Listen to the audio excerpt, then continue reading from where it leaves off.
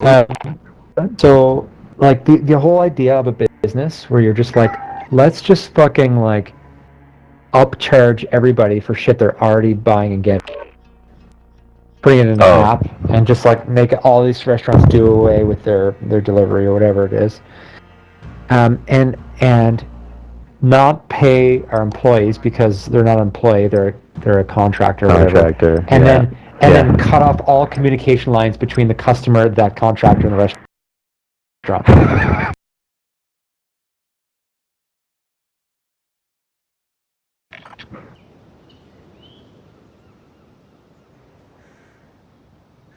Eric? Yeah.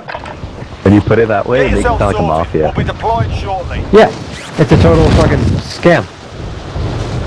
That's crazy. That's actually crazy. Yeah. Daylight robbery. Just going to a bunch of fucking, like, investors in San Francisco. Like, all that money that used to be local. Contact. Yeah. I never get the world's going to shit, man. Then I keep saying, like, order food retail. I'm like, no, I'll go pick it up from the restaurant. I'll pay them. Yeah, let's go pick it up. Yeah, and you know what? I should do it too. But there are nights like this where I'm just fucking lazy, right? And that's what they take advantage of. That's exactly. I was just going to say that's what they take advantage of. There should be local solutions to these issues, and the fact that if your order, so like that order I just ordered, it said like there is a written time estimate in there of 20 to 30 minutes. As soon as you place the order, that goes up by another like 15 minutes. Literally, they don't even like pretend anymore. And then you get it goes up by 15 minutes, and then it's even later. And then if your food's running really late, they're just like, sorry, your food's running late. Nothing we can do. Oh, by the way, you can't contact us or the driver or anybody. Hostile dropping into the area. You can't contact anybody. And then when you get your food, it's frozen. Oh, and now they've got the drivers making multiple stops on one. Like the driver will pick up your food and they'll say, your driver's got one more stop to do while your food's just sitting there, right? As they get their start, and I bet you $1 million they're paying those drivers for only one trip or something, and they're like adding it to or something. And like this time it's just annoying, right? When I'm just like playing video games, I'm waiting for my food, and they say it's 20-30 minutes and it takes an hour, right? Which is what's happening right now. But what makes me even more irrationally angry is when right now the only way I get food to my customers for lunch meetings with the doctors is Uber Eats. And I'll place the order an hour and 20 minutes before, and it says half hour, and it'll still show up like 20 minutes late. And the doctor's like, where's the food? My customer is like, where's the food? I'm like, Uber Eats, man, I have no idea, I'm sorry. But then sometimes it'll show up on time, so then it gets cold. It's just so incredibly unreliable, and there's no communication. Like Uber Eats is just like, fuck it, we don't care about anybody. And like, it's not just Uber Eats these days, every company is doing away with customer service.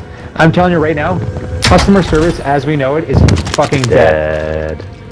Air Canada, fucking Rogers, Bell, like they just literally, Taco is getting calls all day today, with Rogers trying to sell him internet, when we've got a perfectly fine internet service provider right now that gives us twice as good internet for half the price as Rogers is offering.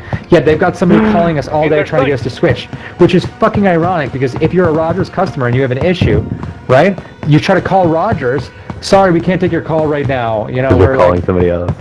Yeah, like, because they're not employing anybody in customer service anymore to answer your calls.